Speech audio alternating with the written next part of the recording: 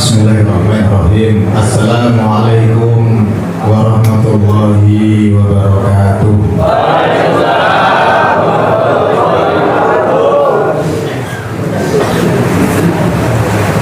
Saya bahkan yang menjawab salam saya hidupnya bahagia.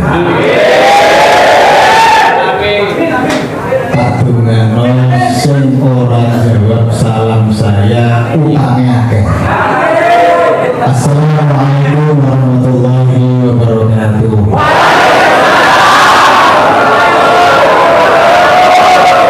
Kedua bentar sing pertama sing kedua. Tapi lebih utang akeh. Alhamdulillahirrahmanirrahim. Alhamdulillahi wahdah. Assalatu wassalamu ala man fihi uswatun hasanah Sayyidina wa maulana Muhammadin sahibis syafa'ah wa ala alihi wa ashabihi wa tabi'in wa man tabi'a rushdah. Amma ba'd, yang sama-sama kita hormati Bapak Kalapas Kabupaten Bojonegoro, Bapak Heri Winarca beserta seluruh jajarannya yang tidak bisa saya sebutkan satu persatu tanpa mengurangi rasa hormat saya kepada keluarga besar Lapas Bojonegoro, wabil khusus semua santriwan santriwati. Jadi Bapak Kalapas, saya kalau misi di sini itu nyebutnya warga binaan itu adalah para santri. Kenapa? Karena saya itu masuk di pondok dan semua kegiatan yang ada di lapas itu sama dengan di pondok. Di pondok itu ada ngaji Quran, ada ngaji fikih, ada sholawatan, ya ada maulid. Makanya saya sebut panjenengan semua adalah para santriwan santriwati pondok pesantren Lapas Bojonegoro. Tepuk tangan untuk kita semua.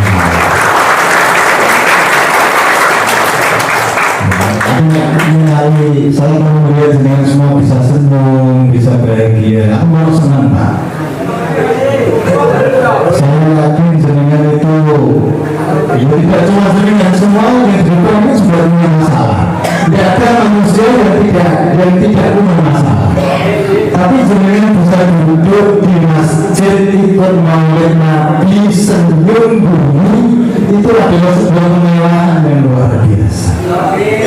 Makanya alhamdulillah hari ini saya bisa bertemu dengan panjenengan semua dalam rangka acara yang luar biasa berhormat luar biasa istimewa, yaitu peringatan Maulid Nabi Lapas Bojonegoro. Kemarin yang telepon saya itu Pak Giono, tak ceritain saya Pak. Soalnya saya bilang perlu Pak Giono. Jadi Pak Giono itu teleponnya sore setelah saya sudah berangkat kerja, setengah 5 kalau tidak salah. Assalamualaikum Pak Umur. Pak Umur ngapunten. Misalnya sampaikan kata-kata anu dan ngapunten. Itu berarti yang apa selanjutnya. Ngapunten Pak Umur. Besok di lapas itu ada acara maulid Nabi. Nyuwun tolong jenengan sing ngisi. Ngapunten niki mendadak. Sore terus acaranya hari ini. Aku budak ini mau mikir. Nanti berangkat kemanapun, jangan mau naik kereta api, mau naik pesawat, itu kalau kondisinya mendadak, itu diadakan pada dua hal biasanya. Satu, karena tiketnya itu masih ada atau tidak. Yang tidak hari ini jadwal saya itu masih kosong. Kalau nanti berdua saya nanti misi di Daerah Sumberaro, paginya masih kosong. Artinya kondisi yang pertama ini terlewati, tiketnya masih ada. Saya masih bisa berangkat ke lapas. Sing nomor 2 biasanya nek tuku tiket mendadak kuwi regane larang apa murah? Murah apa larang? Jadi kan lebih ngomong ya. Mau izin Pak Guru. Sing ngomong betul-betul pasti. Masya Allah. Niki kalau Pak Guru ini belum biasa sekali kalau jagungan mereka bilang itu biasa. Sering apa? Sering jagungan, sering bercerita dan lain sebagainya. Orang aku yang mulia bapak-bapak, bapak kalapas dan seluruh warga binaan. Sebelum kita membahas acara, saya berbagi berita kebahagiaan. Jadi kemarin tanggal 31 Agustus hari Minggu malam Senin jam 23.45 itu alhamdulillah istri saya melahirkan anak saya. Oh amin, alhamdulillah. Amin ini jangan ngomong di anaknya. Alhamdulillah. Nanti kita sambungkan dengan maulid. Maulid itu artinya apa? Nanti kita bahas, kita sambungkan dengan itu. Jadi istri saya itu melahirkan jam 23.45 tanggal 31 malam tanggal 1. Saya menemani di ruang bersalin itu. Begitu luar biasanya perjuangan perempuan dalam melahirkan anak. Itu diantara pertaruhan mati dan hidup. Getihnya luar biasa banyak, sakitnya luar biasa banyak, dan lain sebagainya. Kalau nunggu nih Pak, saya tuh nunggu di ruang bersalin. Istri itu mulai jam 6, mulai maghrib itu sudah kontraksi. Nek wong wedok kontraksi, nek bahasa dokter itu kan kontraksi, bukaan 1, 2, sampai 10. Bukaan 1, 2, bungsuku itu nek perolehan gak tahu. Merasa nolarane murni. Yang punya ini dijambak, ini kerumpuk, ini sangat boleh. Sampai saya berkesimpulan dengan perjuangan yang seperti ini kok masih ada anak sing wani kalau ibunya. Itu berarti anak sing dolen, sing durhaka luar biasa. Karena mengalami betul Pak. Istri saya itu benar-benar tak tahu ini gak jawab. Menang itu tak bersidik sampai luar biasa sama hebat. Orang jawab ya. Sesuai tak tahu ide sama demi tak ada yang ngerti moga. Kalau langsung saking tidak sadar, tidak. Singkat cerita setelah lahir, kira-kira saya dan keluarga senang atau bukan? Senang ya. Tidak cuma saya dan keluarga, tapi para tetangga, teman kerja, kerabat itu juga kalau senang atau bukan ya? Senang ya. Bahkan ada budaya tilek berhari, melok senang boro-boro bojo wis lairno. Tonggoku yang ada sing ngorowan. Yang ingin saya sampaikan apa? Ternyata tonggoku, koncoku, kerabatku orang melok duwe anak tapi melok seneng. Padahal anak saya itu kan masih kecil, nggak tahu nanti nasibnya itu bagaimana, apakah menjadi anak yang baik atau tidak baik, nggak tahu Pak. Tapi tentu saya berharap itu menjadi anak yang baik. Artinya apa Bapak-bapak? Anak yang gak jelas nasibnya iman ketika lahir wong melok seneng. Napa malih sing lahir namane Nabi Muhammad sallallahu alaihi wasallam. Sing nasibnya wis jelas-jelas dadi nabi sing luar biasa hebat. Anak dhewe kenapa alasan ngopo jadi kalau begini, anakku mawon sing tonggoku ora duwe ketika anak saya lahir tonggoku kok seneng padahal anak saya nasibnya belum jelas. Tapi bagaimana ketika kita menghadapi peristiwa kelahiran Nabi Muhammad sallallahu alaihi wasallam?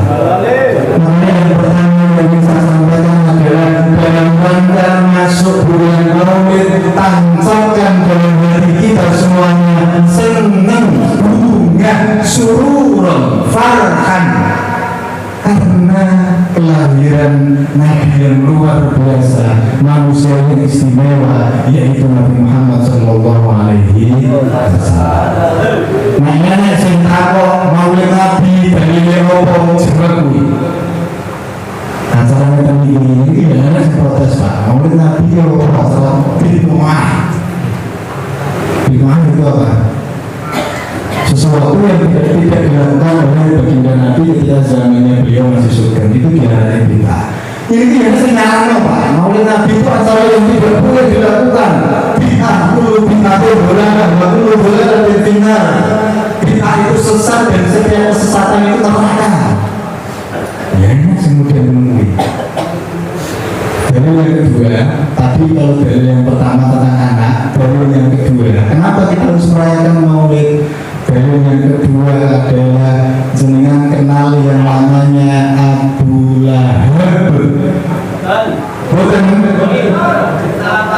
nanti kenalan. Berarti mau kira-kira. Bukan ya. Jadi Abu Lahab itu orang yang sudah dipastikan neraka. Abu Lahab itu orang kafir, sudah dipastikan masuk neraka. Gak terima neraka, tapi neraka jahanam. Neraka sing pol musuh. Dan itu diabadikan dalam Al-Quran surat Al-Lahab, tabbat yada abi lahabin wa tabb. Maka dengan salah kedua tangannya Abu Lahab. Karena kenapa? Karena zaman Nabi masih hidup, Abu Lahab itu adalah orang yang paling keras menentang perjuangan dakwah dari Nabi Muhammad SAW. Tetapi Abu Lahab kuwi pamane Nabi. Napa? Yang orang Jawa diarani napa? Pakde itu Pak.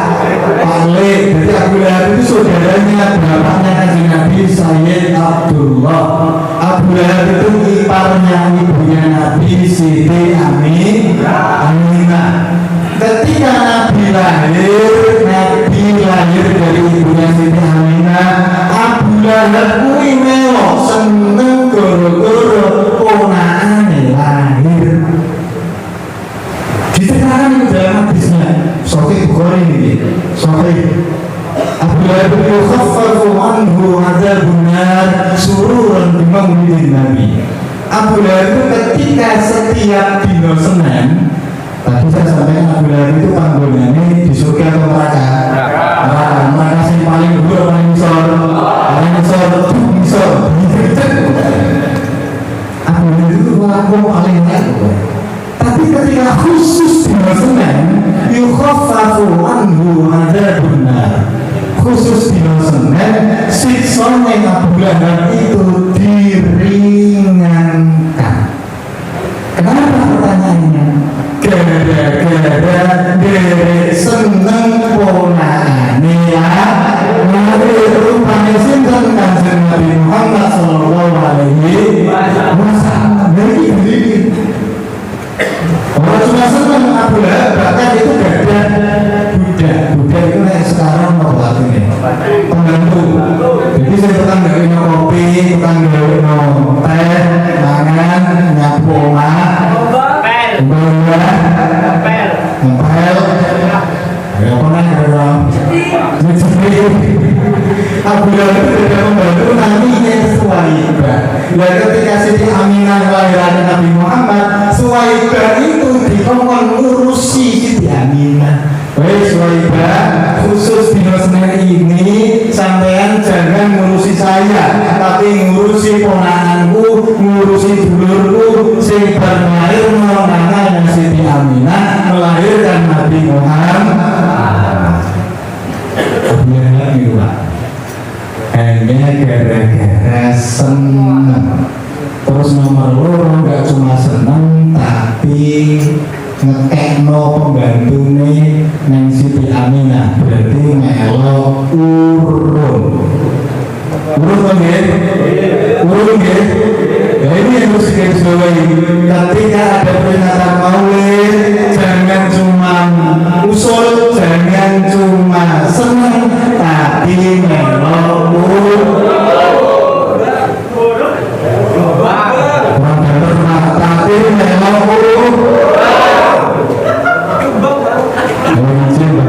lapas. Jadi bukan lapas memerintahkan. Besok kumpul Nabi, besok ini. Kok orang melok? Sehingga orang ini kok orang melok? Jangan dia semua takut ya. Artinya apa Bapak? Betapa luar biasanya barokah Maulid Nabi. Abu Lahab sih jelas-jelas kafir. Kalau seneng kan kafir tok gitu semuanya. Bagi tidak seneng. Itu saja sisanya diringankan setiap hari Senin. Nah ini kembalikan kepada diri kita. Apalagi kita yang jelas-jelas iman, jelas-jelas sholat, jelas-jelas nilai sholawatan. Bagaimana kita akan mendapatkan barokahnya? Begitu luar biasa. Makanya yuk dalam peringatan Maulid Nabi ini kita tanamkan dalam diri kita, dalam hati kita perasaan bahagia atas kelahiran manusia luar biasa yaitu Nabi Muhammad Sallallahu Alaihi Wasallam. Bapak Ibu, alam diri itu renek kabeh nek ora goro-goro kasih Nabi. Allah itu dawuh dalam hadis qudsi laulaka ya Muhammad ma khalaqtul afla. Nek ora karena kowe wahai Muhammad, saya tidak akan menciptakan seluruh alam semesta dan seisinya. Jadi adanya kita, adanya Bapak Alapas, adanya tukang handro, itu gara-gara kan Nabi, Pak. Enggak betapa luar biasanya kan Nabi. Tentu kita tidak cukup dengan semua tadi disampaikan Bapak Alapas. Mari kita mentawadani apa yang sudah dicontohkan oleh Kanjeng Nabi. Apa salah satunya? Saya tidak akan ngomong banyak. Tentu banyak sekali akhlaknya Nabi, tapi saya tidak akan menyampaikan semuanya. Saya menyampaikan yang dibaca Abdul tadi. Laqad ja'akum rasulun min anfusikum azizun alaihi ma anittum harisun alaikum bil mu'minina raufur. Itu ayat Al-Quran. Itu mengabadikan akhlaknya Kanjeng Nabi. Ayat itu menggunakan redaksi kata lakot. Nek jenenge pernah belajar di mana lam niku ada lam taukid ditambahi kok. Nek cara maknanya kan teman-teman bahwa benar-benar sesungguhnya orang sebantah. Itu artinya lakot. Nek cara ilmu Lakot ja'akum rasulun min anfusikum azizun alaihi. Yakti teman-teman sudah datang kepada kita semua. Siapa? Rasulun. Rasul rupanya sinten Kanjeng Nabi. Azizun alaihi ma anittum. Yang pertama, jangan catat. Apa yang harus kita lakukan? Azizun alaihi ma anittum. Kanjeng Nabi itu wani pereh. Ini kata soal pereh. Rela berkorban. Untuk siapa? Bukan untuk keluarganya, bukan untuk istrinya, bukan untuk anaknya, tapi untuk siapa? Umatnya. Kanjeng Nabi itu rela berkorban, bahkan tidak hanya ketika hidup, tapi ketika sudah nanti di akhirat. Ketika hidup Kanjeng Nabi, ketika sudah didatangi malaikat pencabut nyawa, sudah akan wafat, siapa yang disebut oleh Kanjeng Nabi? Umati. Orang yang keluargane, orang yang mobilnya, orang yang jabatannya, orang yang bojone, orang yang simpanane.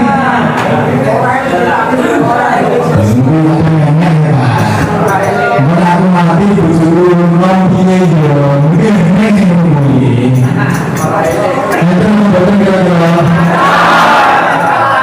di mesin ini apa kira-kira?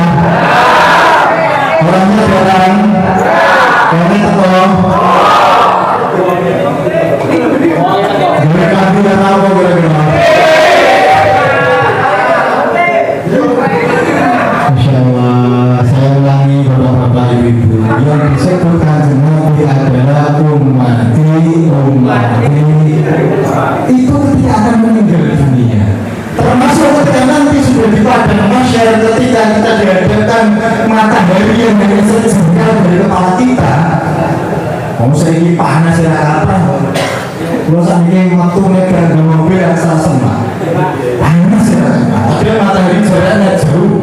Dan bagaimana nanti di padang mahsyar matahari jaraknya hanya sejengkal dari kepala kita.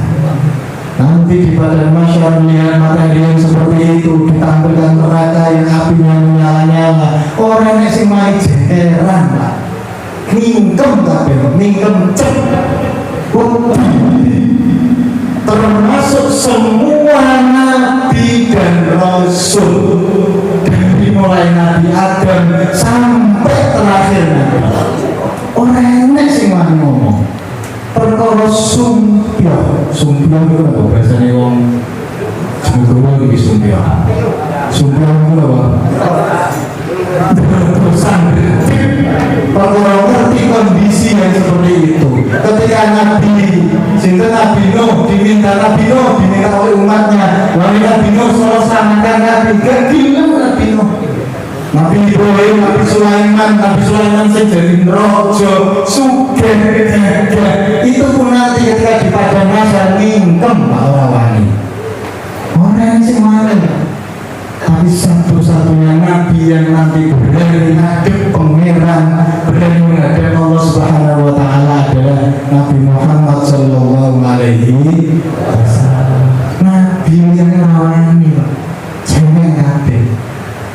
Orang yang dulu bangga dengan Nabi, namanya Nabi Muhammad Sallallahu Alaihi Wasallam. Allah dulu bangga kita menjadi umatnya Nabi Muhammad Sallallahu Alaihi Wasallam. Nabi nangis kalau ngadep Pangeran, ya Allah ya Allah, tolong beri saya hak untuk bisa menyelamatkan umatku. Ketika Nabi yang lain mengatakan nafsi, ketika Nabi yang lain dimintai pertolongan menjawab nafsi, emoh aku ngurusi awakku dhewe. Tapi Nabi Muhammad dimintai pertolongan ummati. Jadi Kanjeng Nabi itu orang cuma yang dunia peduli kalawan diri, tapi nanti di akhirat juga peduli kepada kita semua. Wani rela berkorban. Sikap yang pertama. Yang kedua adalah azizun alaihi ma antum harisun. Harisun ini apa? Harisun itu diartikan bahasa Indonesianya gigih, patriot, gigih, semangat, tidak pernah putus asa dalam berjuang menyebarkan agama Islam. Kanjeng Nabi itu awal perjuangannya begitu luar biasa. Diantemi, dipisui, dihitungi, dibalang waktu sampai berdarah-darah. Tapi itu sama sekali tidak menyurutkan perjuangannya Nabi Muhammad SAW dalam menyebarkan ajaran Islam. Kanjeng Nabi itu pernah ditanya oleh Sayyidah Aisyah, istrinya. Biasanya bujuk itu senang nyanyi, kok kayak apa? Gimana? Jangan kau berubah. Kamu bujuknya kira-kira? Kamu ya? Bukan. Saya dalam bukan kira bujuk kira-kira. Itu yang berubah. Kalau ini adalah bujuknya mulai. Biasanya takut. Itu sejak zaman kita Nabi. Istri ketika melihat suaminya kerja itu mesti takut. Dan itu sudah terjadi sejak zamannya Kanjeng Nabi. Kanjeng Nabi mantuk ditanggapi kalau Siti Aisyah, wahai Rasulullah, kenapa engkau begitu sedih? Kenapa wajahmu begitu letih? Apa yang membuatmu sedih? Saya merasakan goncangan yang luar biasa. Apa peristiwa yang membuat dirimu merasa sedih yang luar biasa? Kanjeng Nabi cerita, saya pernah berdakwah ke kota Taif. Kota Taif itu dalam peta itu dekatnya kota Madinah. Jadi Kanjeng Nabi dakwah ke kota Taif tidak diterima, ditolak cuma dipisui, bahkan diantemi waktu sampai berdarah wajahnya. Terus apakah Nabi langsung cium nyalinya? Apakah Nabi langsung mundur? Apakah Nabi langsung putus asa? Bukan, Pak. Nabi gak ada sifat, gak ada sikap yang namanya harisun, gigih dalam berdakwah. Makanya harus kita contoh. Bahkan pada saat itu sudah ditawarkan oleh malaikat, wahai Rasulullah, kenapa engkau dilukai seperti itu? Piye? Kalau orang-orang Taif ini saya binasakan, tak antemi, tak timpakan dengan 2 gunung. Ditawari seperti itu sama malaikat penjaga gunung. Kasihan Kanjeng Nabi, bagaimana kalau mereka saya binasakan oleh Kanjeng Nabi? Kanjeng Nabi jawabannya bagaimana? Jangan, tidak. Aku doakan dari keturunan-keturunan mereka nanti bisa beriman kepada Allah Subhanahu wa Ta'ala. Kanjeng Nabi, Pak. Dan saya kira ini akhlak kita, sikap kita masih sangat jauh dari Rasulullah SAW. Kita itu kok meringankan beban orang lain, bahkan kita mencapai tujuan kita. Kadang-kadang kita malah menyakiti orang lain. Kanjeng Nabi diantemi orang males, orang gelut sedikit pun, tapi justru didoakan yang terbaik. Bahwa diri lagi disenggol sakit.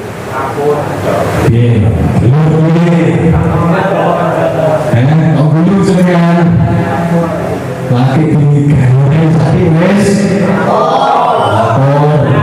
urung kena lapor jadi sambil jadi masyaallah. Maka yang mau sampaikan tadi, betapa akhlak Nabi itu masih jauh dari kita. Akhlak kita itu masih jauh dari Kanjeng Nabi. Tapi tidak ada kata terlambat untuk memulai. Maka dalam momentum peringatan Maulid Nabi ini, ayo kita mulai mentauladani akhlaknya Nabi. Yang ketiga dan keempat dalam redaksi ayat tadi lanjutannya, harisun alaikum bil mu'minina raufun rahimun. Kanjeng Nabi itu ada sifat raufun dan rahimun, pengasih dan penyayang. Kepada siapa? Kepada semua orang. Karena Kanjeng Nabi wa ma arsalnaka illa rahmatan lil alamin. Kata Allah, aku orang mengutus kamu kecuali untuk rahmat seluruh alam semesta. Kanjeng Nabi itu sayang tidak hanya kepada umatnya yang Islam, yang ibadah, tapi juga semua orang bahkan yang belum Islam atau belum ibadah. Ini harus kita contoh. Kadang-kadang kita itu melihat orang saudara kita, tapi gara-gara melakukan satu hal yang tidak baik, terus ganti aku saudara. Padahal Kanjeng Nabi itu inna syafa'ati li ahlil kabair. Ini sudah pernah saya sampaikan di ngaji hari Jumat. Syafaatnya Kanjeng Nabi itu tidak hanya untuk orang-orang yang ahli ibadah saja, tapi untuk orang-orang yang kabair, yang dosanya itu dosa besar. Makanya saya termasuk orang yang ngajak, ayo kita optimis. Itu sekarang orang yang tapi itu tidak ada. Semua orang pasti punya sisi yang tidak baik. Tapi jangan sampai kita itu tidak baik terus. Minimal ada satu hari, ada satu momen kita itu apik karo pangeran, apik karo Kanjeng Nabi.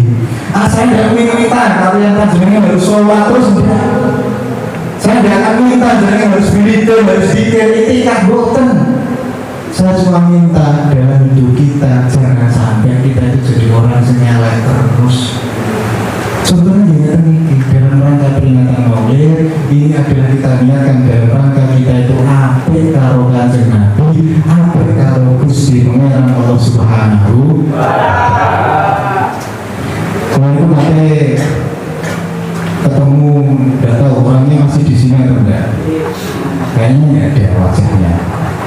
Jadi saya di stop di depan situ, Pak. Saya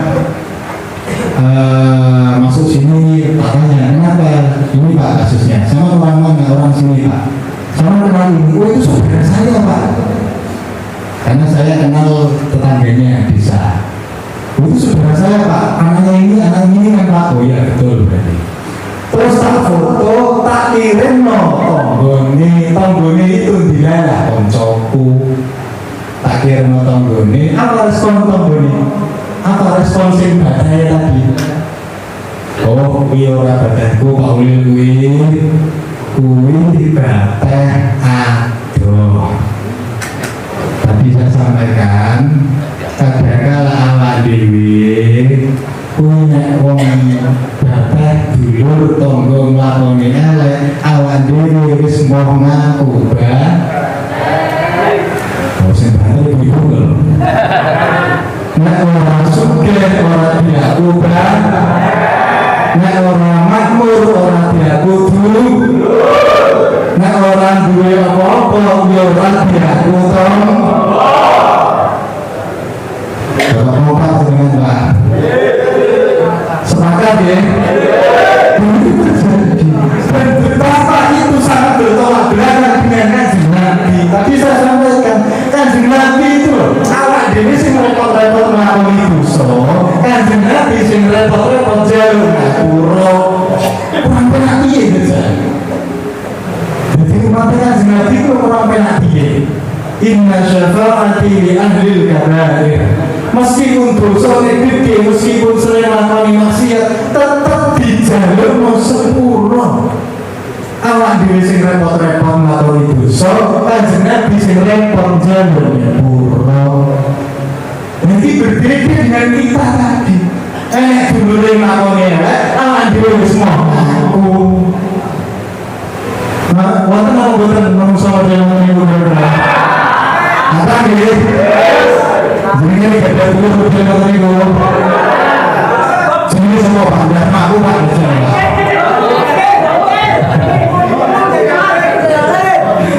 Masya Allah.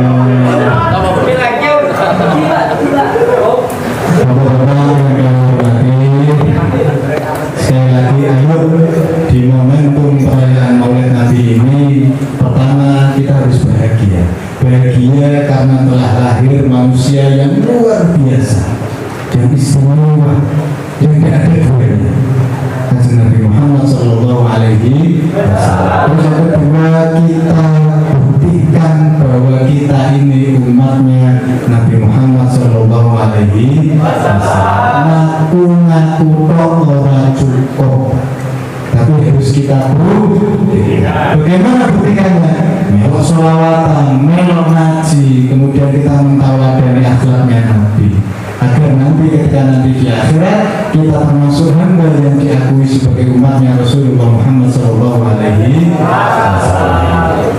Kalau nanti Pak Bayi sudah difoto atau belum Pak? Foto saya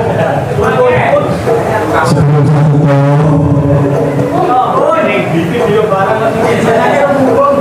Aku semacam aja dokumentasi ya. Mau saja orang foto ada begini. Sebelum itu, mari kita berdoa semoga kita bisa mentawadani akhlaknya Nabi. Dan kita nanti di akhirat diakui sebagai umatnya Rasulullah Muhammad SAW. Dan kita tutup pertemuan hari ini dengan bacaan doa ala hadhihi niyah wa ala kulli niyatin sholihah biridhanillah wa syafaati Rasulillah. Al-Fatihah. Bismillahirrahmanirrahim. Alhamdulillahirabbil alamin arrahmanirrahim maliki yaumiddin. Iyyaka na'budu wa iyyaka nasta'in ihdinas siratal mustaqim siratal ladzina an'amta 'alaihim ghairil maghdubi 'alaihim waladdallin. Allahumma shalli wa sallim wa barik 'ala sayyidina Muhammad wa 'ala alihi sayyidina Muhammad. Alhamdulillahirabbil alamin.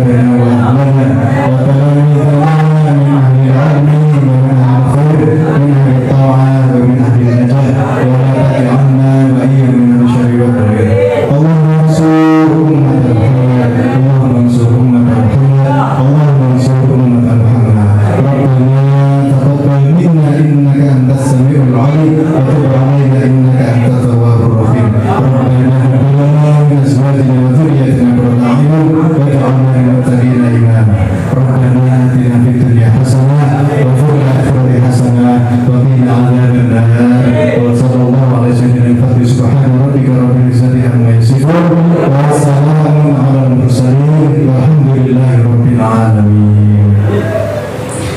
Taqabbalallahu bisirri asraril Fatihah.